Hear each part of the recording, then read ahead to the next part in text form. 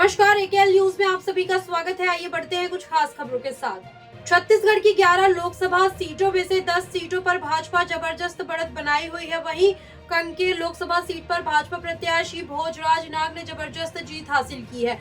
उन्होंने कांग्रेस प्रत्याशी वीरेश ठाकुर को मात दी है। भोजराज नाग ने लगभग 1844 वोटों से जीत हासिल की है। अभी तक के आए रुझानों में रायपुर, सरगुजा, महासमुंद और कांकेर लोकसभा में बीजेपी जीत दर्ज कर ली गई है बीजेपी के द्वारा। हालांकि इसकी आधिकारिकता घोषणा भी नहीं की गई है।